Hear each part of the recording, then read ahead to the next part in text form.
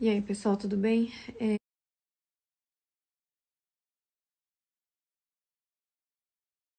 E aí, pessoal, tudo bem? Tá uma baita chuva aqui hoje, um baita frio. A gente tomou café da manhã e viemos aqui. Eu vim trabalhar. O Rodrigo tá descansando um pouquinho.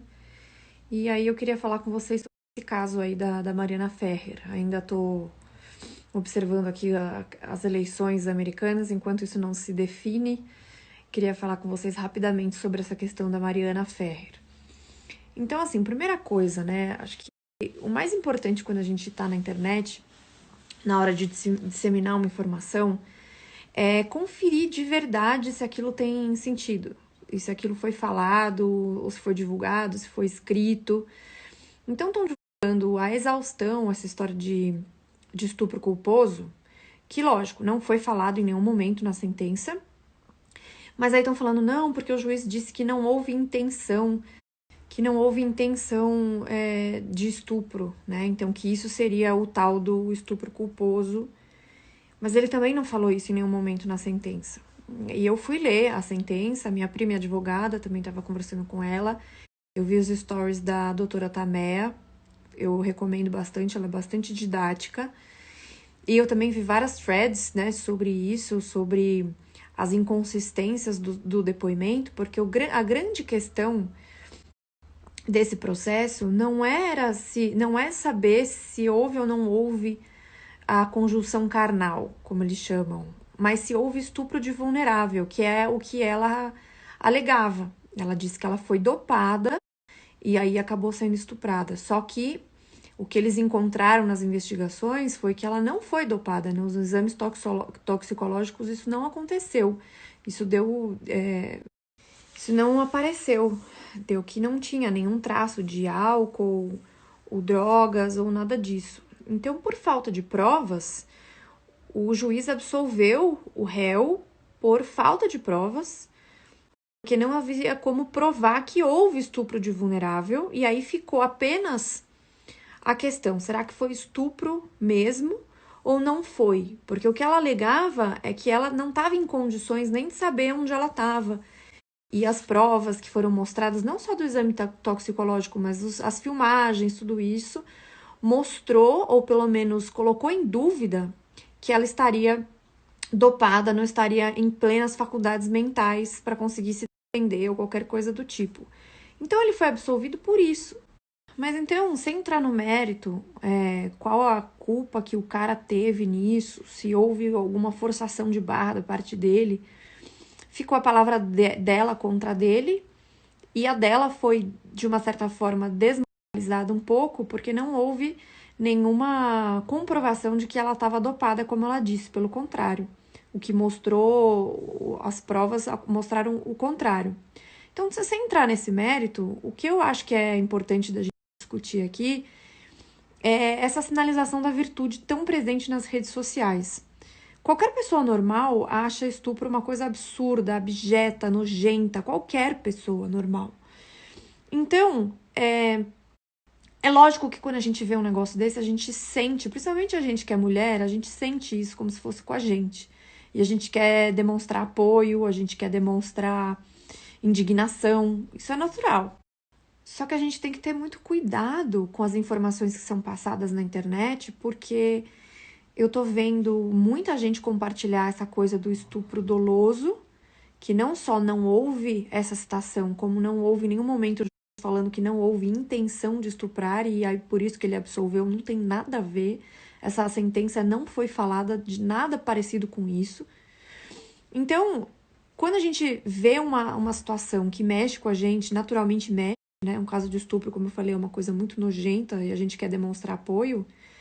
É importante a gente analisar tudo friamente e não sair com o dedinho nervoso apertando lá o compartilhar, porque você quer mostrar para outras pessoas que você se importa, que você é uma pessoa do bem, que você é uma pessoa que é contra esse tipo de coisa. A gente tem que tomar cuidado com isso, tem que ter calma. Não dá para sair fazendo as coisas com a cabeça desse jeito.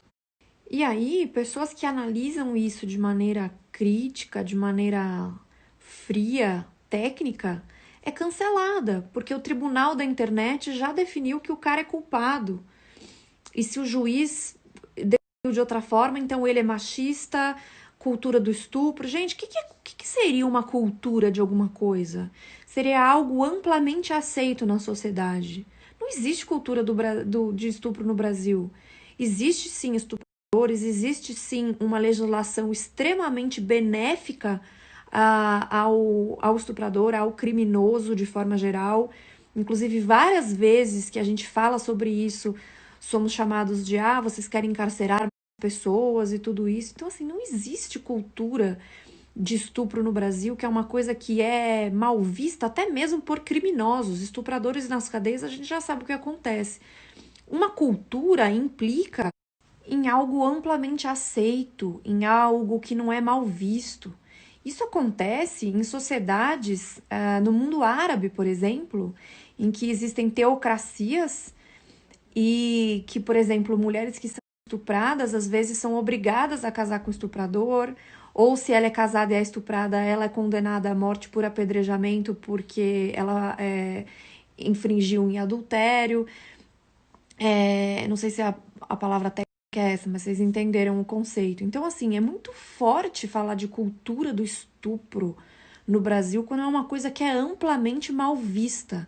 Então, o que a gente tem que lutar, nós mulheres, nós pessoas, sociedade, pessoas normais que visam direitos humanos das pessoas em geral? A gente tem que lutar para que a nossa legislação penal seja dura o suficiente para as pessoas pensarem duas vezes antes de cometer crimes.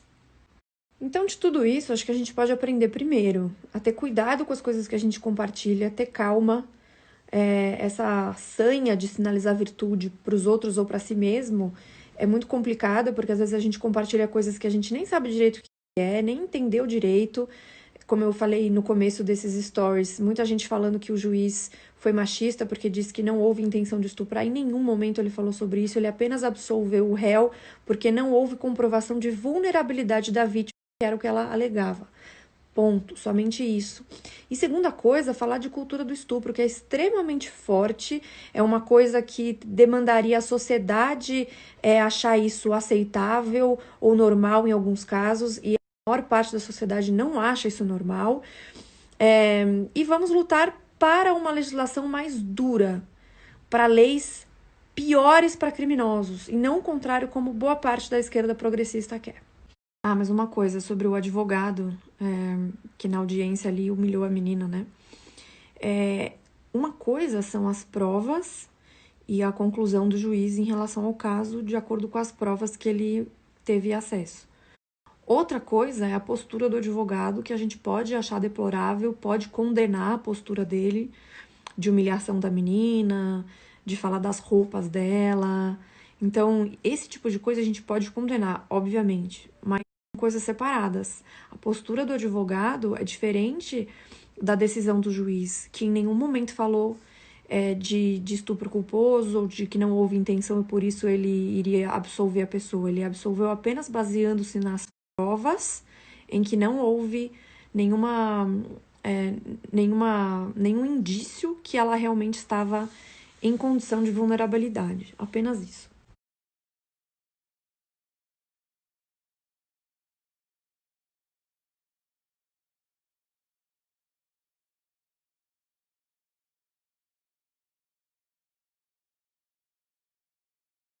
Bom, a gente foi comer um negocinho aqui perto do hotel. Tá um puta frio. Puta frio, né, Rô?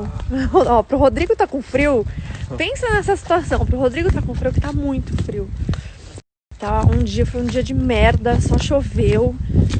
Não deu pra fazer absolutamente nada. Amanhã não vai sair balão de novo.